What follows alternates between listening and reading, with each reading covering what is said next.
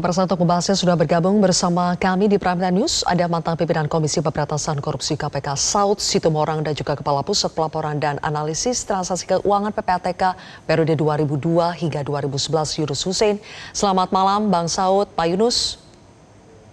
Halo, selamat malam. Baik. Oke, Pak Yunus, status Febri dalam sprindik TPPU masih saksi dan sekarang juga masih diperiksa di Kejagung. Tetapi jika Anda melihat temuan ratusan miliar uang dan emas di rumah Febri, apakah keterlibatan Febri dalam kasus dugaan TPPU sulit dibantah? Ya, baik, makasih. Jadi memang indikasi adanya TPPU itu cukup kuat ya. Pertama, kalau dilihat yang ada di rumahnya besar, emasnya banyak, uangnya banyak ya. Kalau dilihat dari kedudukan dan gajinya, itu tidak seimbang antara sumber dan barang-barang yang ada itu ya. Jadi secara indirect dapat disimpulkan itu diduga hasil tindak pidana. Itu pertama ya. Kemudian yang kedua, simpanannya dalam bentuk uang dan emas batangan. Di dalam modus cuci uang ini namanya aset tanpa nama, anonymous asset type. Ini dipakai biasanya untuk memutus intelijen, memutus informasi sehingga asal usul aset itu tidak ketahuan. Jadi indikasi itu cukup kuat dalam bentuk aset yang seperti itu. Kemudian kalau dilihat eh, cara dia menyimpan ya, tekniknya menyimpan, taruh di brankas besar, disembunyikan di balik tembok. Jadi sudah ada upaya-upaya untuk menyembunyikan harta kekayaan yang diduga berasal dari tindak pidana.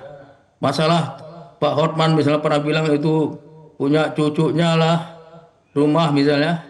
Boleh-boleh saja secara formal atas nama orang lain, tapi Febri adalah sebagai beneficial owner uh, of legal arrangement ya, dengan konsep-konsep nomini tadi. Dia yang mengendalikan transaksi-transaksi penyimpanan uang, emas dan segalanya.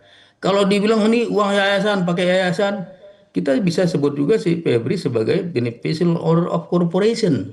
Dia yang mengendalikan yayasan itu. Boleh saja Don Rito ada di sana, tapi yang mengendalikan adalah si Febri. Lalu bagaimana pertanggungjawaban pidananya?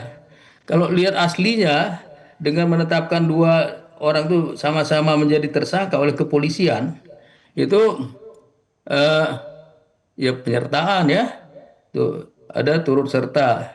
Tapi bisa juga konsep lain adalah eh, Febri itu sebagai locker, penggerak ya, yang dengan pengaruh kekuasaan yang ada padanya memanfaatkan orang lain, Don Rito dalam rangka menyembunyikan, menyamakan harta yang berasal dari tindak pidana itu. Siapa yang bisa dimintain pertanggungjawaban? Kalau dalam oil locker ini penggerak bisa, dua-duanya bisa. Mirip dengan kasus Sekjen Mahkamah Agung diadili di Jakarta. Ya. Dia diadili, dia pakai menantunya. Dia bilang, saya nggak pernah lakukan apa-apa.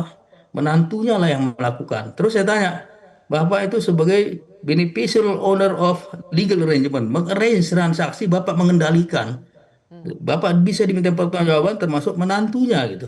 Jadi nggak bisa gara-gara dia jadi nomini terus dia bebas ya, ataupun dia tidak diminta pertanggungjawaban, tidak. Baik, Berbeda Pak dengan Yunus. konsep kalau dia terpaksa disuruh melakukan, dipaksa, itu dia bisa bebas dong itu. Ya Baik. kena sih yang menyuruh melakukan. Tapi ini enggak, kalau menurut saya dua-duanya Oke, Pak bisa Yunus, sampai dalam situ dulu. konteks penyertaan, turut serta, karena ada meeting of mind di antara mereka, mereka pernah ketemu, ada frekuensi yang sama, eh, ide yang sama, bisa penyertaan. Tapi kalau dia merasa lockernya, penggeraknya itu adalah Febri yang digerakkan oleh Don Rito, ya dua-duanya juga bisa dimintai pertanggungjawaban. Memang lebih berat Baik. lockernya karena dia Oke, Pak Yunus, sampai di intelektual situ dulu. Nanti dadernya, saya akan dalami lebih otaknya. lanjut. Sekarang saya pindah dulu ke Bang Saud ya. Bang Saud, saya ingin ke pemeriksaan Febri hari ini sebagai saksi dalam kasus dugaan TPPU. Perlu diketahui juga oleh masyarakat sekali lagi bahwa penetapan Febri Adriansyah sebagai tersangka itu baru di dalam kasus dugaan korupsi Asabri ya. Sementara untuk kasus dugaan TPPU yang diperiksa hari ini, status Febri masih berstatus sebagai saksi. Nah, tapi menurut Anda Bang Saud, apakah sebetulnya setelah pemeriksaan ini penyidik dari Kejagung punya semua alasan untuk langsung menahan Febri Adriansyah hari ini, atau belum tentu juga penahanan itu akan dilakukan hari ini menurut Anda? Ya, lepas dari 3 kasus yang di-split itu yang dipisah ya, kalau mungkin mereka memisahnya atas dasar apa namanya tempusnya, waktunya, ke perkaranya dan seterusnya. Tetapi kalau dari awal kan, kalau kita meminjam bahasanya di tahun 2018 itu ada Perpres ya, Perpres 13 mengenai yang disebutnya beneficial ownership itu. Di situ dijelaskan, walaupun di situ nggak ada sanksi pidana karena itu Perpres, tapi di situ dijelaskan beneficial ownership atau pemilik yang mempunyai pengaruh itu seperti apa gitu. Itu sebenarnya sudah memenuhi syarat bahwa ini kita nggak ada keraguan bahwa sebenarnya yang bersangkutan mempunyai posisi yang cukup signifikan bahwa dia yang menentukan segalanya di sini. Kalau menurut Perpres 13 2018 itu kan dia kalau hanya menentukan direktur, dia ngambil keuntungan 25% dan seterusnya itu ada di Perpres 13, walaupun tidak ada sanksi pidana, tapi di situ menegaskan bahwa memang ada kegamangan tentang siapa pemilik di belakang setiap usaha yang berpotensi untuk kemudian digunakan oleh para koruptor ini. Jadi kalau Mbak Silvi tanya, sebenarnya dari awal dia harus sudah ditahan karena dia punya potensi bahwa dialah mastermind-nya, dialah penentu, dialah yang apa namanya kalau di bahasa hukumnya itu boleh dibilang dadernya, intelektual dadernya dan seterusnya. Jadi nggak ada keraguan dia harus segera ditahan. Apalagi kalau kita bilang penahanan itu penyidik mengatakan potensi menghilangkan barang bukti. Orang dia nggak ngaku aja itu sudah merupakan potensi bahwa dia bakal ngeles, bahwa dia bakal mempengaruhi saksi-saksi lain dan seterusnya. Dalam perkiraan saya ini kan baru 2 cm nih dalam kasus ini, baru melibatkan 2-3 orang. Perkiraan saya bisa lebih dari 30 orang yang bisa dimintai keterangan. Jadi maksudnya banyak orang yang bisa dipengaruhi oleh dia, yang menyimpulkan dia harus segera ditahan hari ini juga. Begitu Mbak. Oke. Baik, Bang Saud dan Pak Yunus, kita akan jeda sejenak. Nanti saya akan dalami soal pengakuan dari Don Rito yang mengatakan bahwa semua uang dan juga emas yang ditemukan di rumah Febri adalah miliknya dan digunakan untuk operasional Yayasan Dakwah dan Pendidikan. Sesaat lagi pemirsa.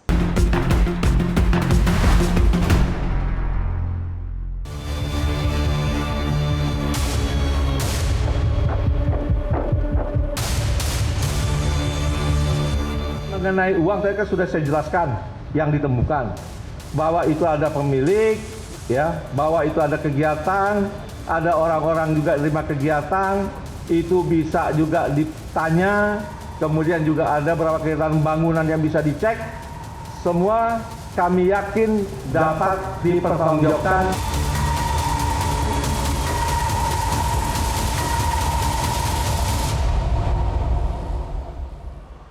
Kembali kami lanjutkan dialog bersama dengan Pak Yunus dan juga Bang Saud. Pak Yunus, apakah klaim Don Rito sebagai pemilik uang dan emas di rumah Febri yang diperuntukkan sebagai dana Yayasan Dakwah dan Pendidikan, itu apakah bisa melepaskan Febri dari dugaan TPPU atau justru menambah kecurigaan adanya keterlibatan Febri di situ?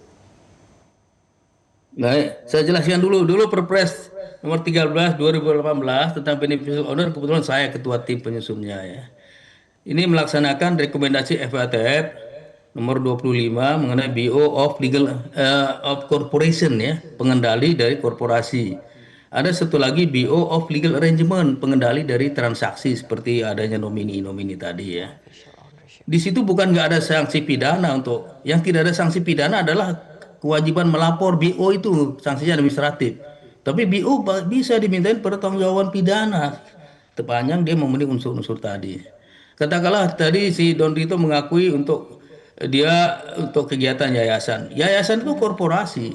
Menurut pasal 4 Perpres 13 2018, orang tidak perlu jadi pengurus, tidak perlu jadi pembina, tidak perlu menjadi pengawas. Kalau dia mengendalikan yayasan itu, dia mengendalikan korporasi itu, dia bisa diminta pertanggungjawaban, dia beneficial owner untuk yayasan itu.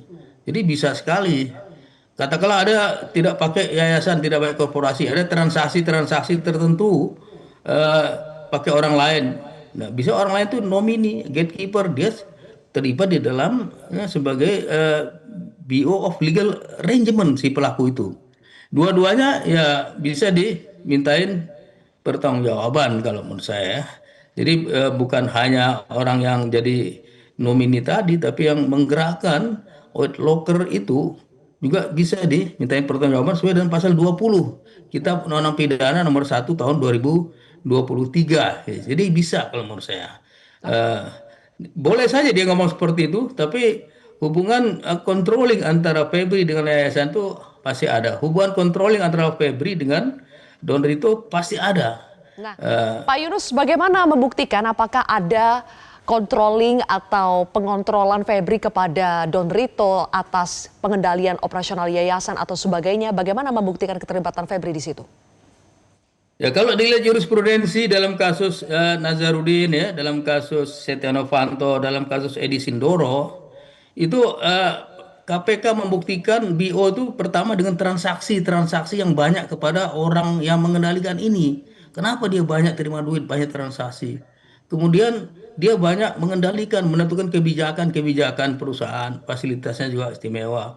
Apalagi sekarang bisa dilihat komunikasi-komunikasi antara mereka. Dilihat sadapan-sadapan, rekaman pembicaraan dia lewat WA, email, ataupun telepon, itu juga bisa menentukan, menyimpulkan dia ini controlling.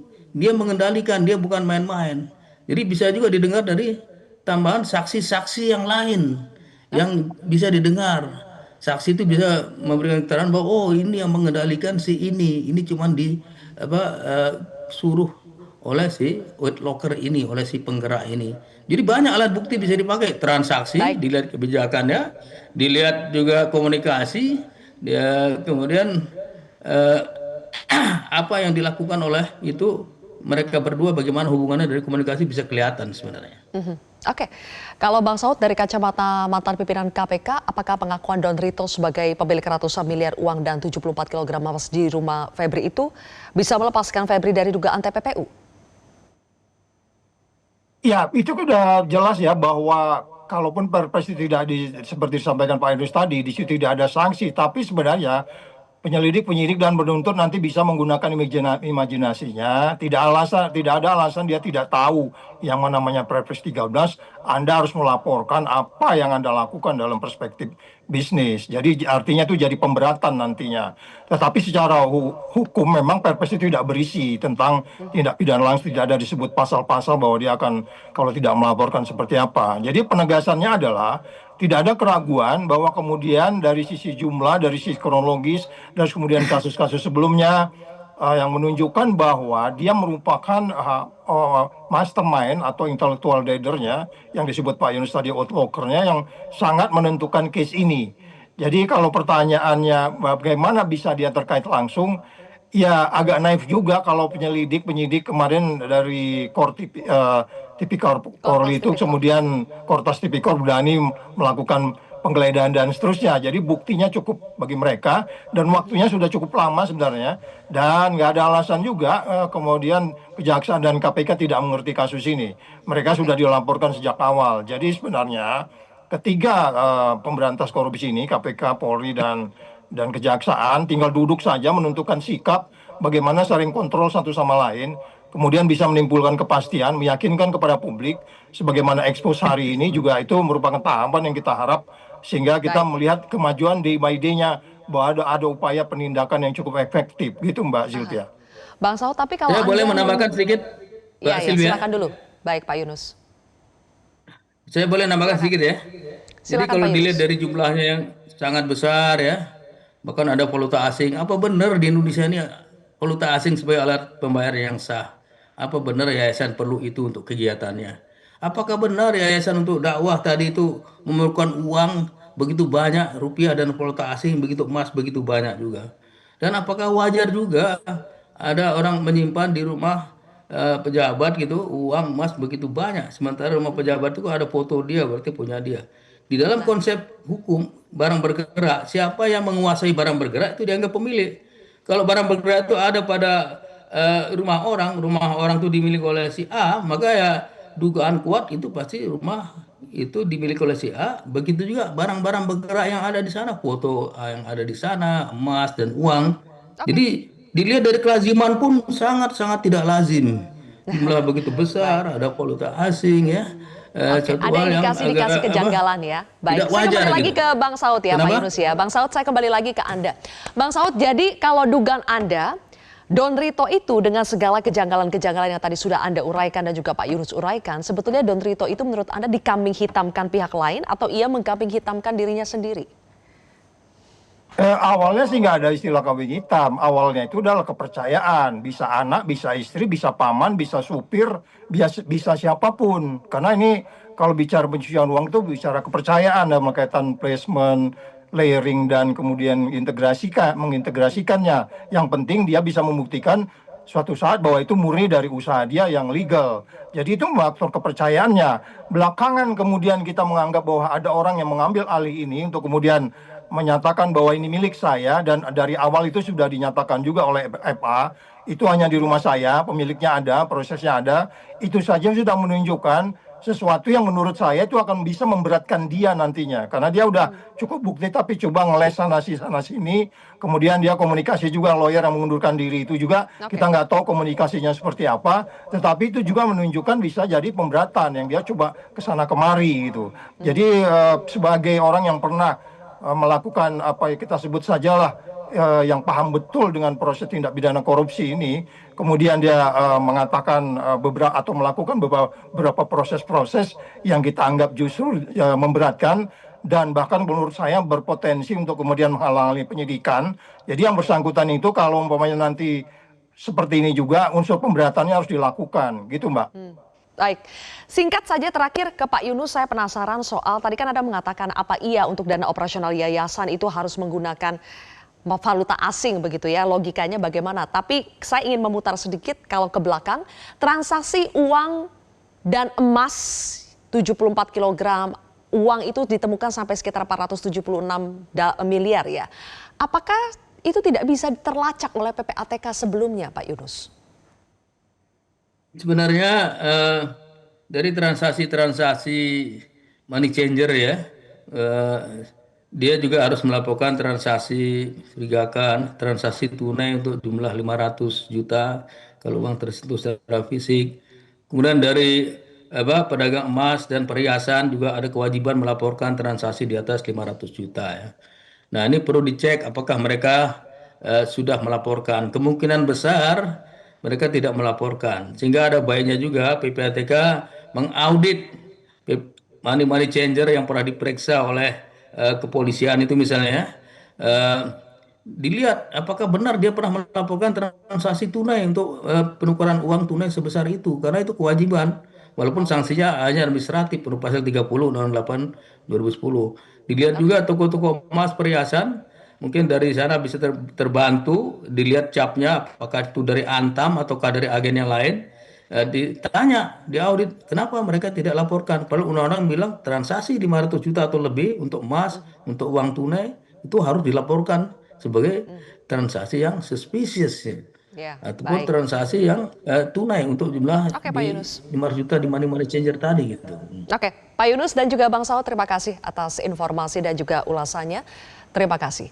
Jelajahi cara baru mendapatkan informasi. Download Metro TV Extend sekarang.